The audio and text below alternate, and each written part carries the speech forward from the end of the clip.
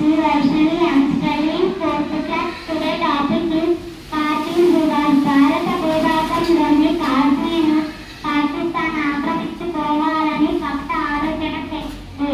దీనికోసం 1998వ సంవత్సరంలో ప్రణాళిక సిద్ధం చేసుకున్న సాధారణంగా శ్రీరామ్ వెన్నడు డిసెంబర్ నుంచి మే నెల వరకు ఉష్ణోగ్రత -40°C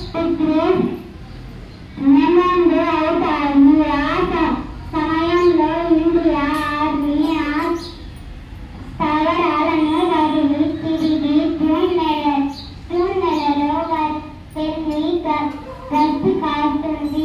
ఇదే అతడును భావించిన సైన్యం మన కాశ్మీర్ భూభాగంలో తమ స్థావరాలను నెలకొల్పుకుంది. దీనిని ఇండియా ఆర్మీ గమనించలేదు, ఎందుకంటే అది ఎప్పుడైనా నచ్చుకుంటారు. డిసెంబర్ మే ప్రాంతాల్లో మన సైన్యం అక్కడ ఉండదు.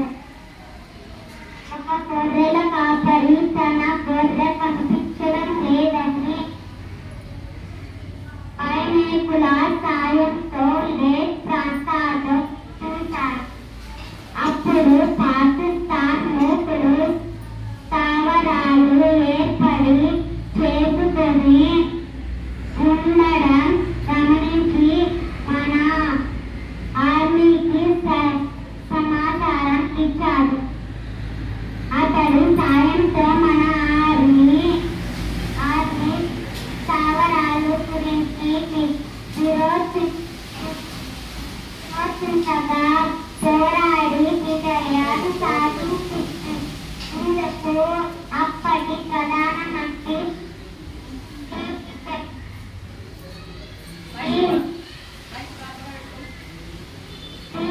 విజయభాయ్ గారు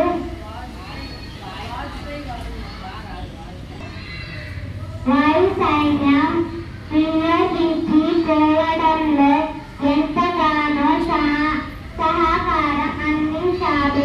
మార్చి 26, 1999వ సంవత్సరంలో ప్రారంభమైన ఈ కార్గిల్ యుద్ధం 1999 జూలై 26 తేదీన ముగిసింది. అందుకు భారత ప్రభుత్వం జూలై 20వ తేదీన కార్గిల్ దివాస్ ప్రకటించింది. అమరులైన భారత సైనికులు సంతాపం తెలుపుతుంది. కావున మనం అందరం 2 నిమిషాలు మౌనం పాటిద్దాం.